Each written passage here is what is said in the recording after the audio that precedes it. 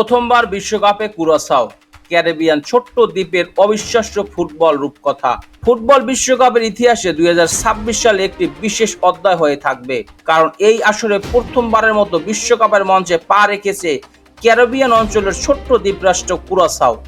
মাত্র 1.5 লক্ষের কিছু বেশি জনসংখ্যার এই দেশটি বিশ্বের ক্ষুদ্রতম দেশগুলোর একটি, অথচ তারা এমন এক কীর্তি করেছে যা বহু বড় ফুটবল জাতিও এখনো অর্জন করতে পারেনি। 2026 বিশ্বকাপে জায়গা করে নিয়ে কুরাসাও শুধু নিজেদের নয়, পুরো ক্যারিবিয়ান অঞ্চলের জন্য নতুন ইতিহাস সৃষ্টি করেছে। কুরাসাও ফুটবল ইতিহাসের শেকড় অনেক পুরনো। দেশটি আগে নেদারল্যান্ডস অ্যান্টিলিস নামে আন্তর্জাতিক ফুটবলে অংশ নিত। 2010 সালে নেদারল্যান্ডস অ্যান্টিলিস ভেঙে যাওয়ার পর কুরাসাও আলাদা পরিচয়ে ফুটবল যাত্রা শুরু করে এবং 2011 সালে নতুন ফুটবল ফেডারেশন গঠন করে। শুরুতে আন্তর্জাতিক ফুটবলে তাদের অবস্থান ছিল একেবারেই দুর্বল। ছোট বাজেট, সীমিত অবকাঠামো এবং পেশাদার খেলোয়াড়দের অভাব ছিল তাদের বড় সমস্যা। তবে কুরাসাওয়ের ভাগ্য বদলাতে শুরু করে যখন তারা ইউরোপে বেড়ে ওঠা কুরাসাও বংশোদ্ভূত ফুটবলারদেরকে জাতীয় দলে আনার পরিকল্পনা গ্রহণ করে। সাবেক ডাচ কোচ প্যাট্রিক কুলুইভার্ট কোচ হিসেবে দায়িত্ব নেওয়ার পর এই প্রকল্প আরও গতি পায়। ইংল্যান্ড, নেদারল্যান্ডস ও ইউরোপের বিভিন্ন লিগে খেলা কুরাসাও বংশোদ্ভূত খেলোয়াড়রা জাতীয় দলের জার্সি পরতে শুরু করেন। এর ফলে কয়েক বছরের মধ্যেই দলটি কনকাকাফ অঞ্চলের অন্যতম শক্তিশালী উদীয়মান দলে পরিণত হয়। 2017 সালে কুরাসাও প্রথম বড় সাফল্য অর্জন করে। তারা জ্যামাইকাকে হারিয়ে ক্যারিবিয়ান কাপ জয় করে এবং প্রথমবারের মতো কনকাকাফ গোল্ড কাপে খেলার সুযোগ পায়। যদিও সেই আসরে তারা কোনো ম্যাচ জিততে পারেনি, তবু আন্তর্জাতিক অঙ্গনে নিজেদের উপস্থিতি জানান দিতে সক্ষম হয়। 2 বছর পর 2019 সালে গোল্ড কাপে তারা সবাইকে চমকে দেয়।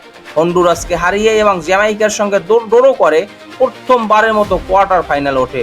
পরে যুক্তরাষ্ট্রের কাছে অল্প ব্যবধানে হেরে বিদায় নিলেও সারা ফুটবল বিশ্ব তাদের দিকে তাকাতে শুরু করে। এরপর কুরাসাও ধীরে ধীরে নিজেদেরকে আরও শক্তিশালী করে তোলে।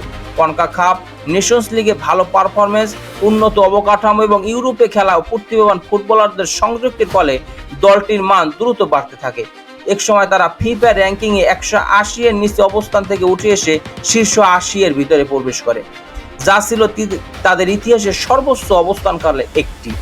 অবশেষে সেই স্বপ্নের মুহূর্ত 2025 সালের বিশ্বকাপ বাছাই পর্বে অসাধারণ ধারাবাহিকতা দেখে কুরাসাও ইতিহাস গড়ে। জ্যামাইকার মাঠে গুরুত্বপূর্ণ ড্র করে তারা প্রথমবারের মতো ফিফা বিশ্বকাপের টিকিট নিশ্চিত করে। এর মাধ্যমে তারা পুরুষদের বিশ্বকাপ ইতিহাসে অংশগ্রহণকারী সবচেয়ে ছোট জনসংখ্যার দেশগুলোর একটিতে পরিণত হয়। দেশ জুড়ে শুরু হয় উৎসব, আর হাজারো মানুষের চোখে দেখা যায় আনন্দের অশ্রু। কুরাসাওর গল্পের সবচেয়ে বিস্ময়কর দিক হলো তাদের অনেক তারকা খেলোয়াড় আসলে ইউরোপে জন্মগ্রহণ করেছেন।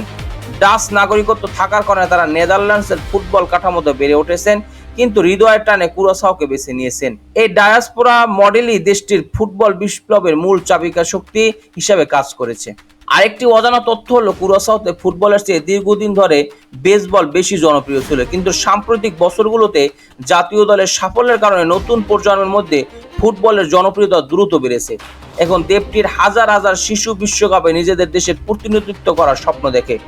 বিশ্বকাপের মঞ্চে তাদের প্রথম ম্যাচে শক্তিশালী জার্মানির বিপক্ষে বড় ব্যবধানে হারলেও কুরাসাও ইতিহাসের পাতায় নিজেদের নাম লিখে ফেলেছে।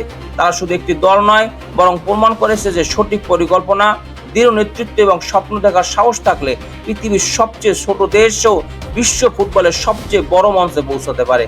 কুরাসাওর এই গল্প তাই শুধু ফুটবলের নয়, একটি সংগ্রাম, আত্মবিশ্বাস এবং অসম্ভবকে সম্ভব করার এক অনুপ্রেরণার কাহিনী। খেলাধুলা বিষয়ক সকল আপডেট সবার আগে পেতে স্পোর্টস মিডিয়ার সাথেই থাকুন।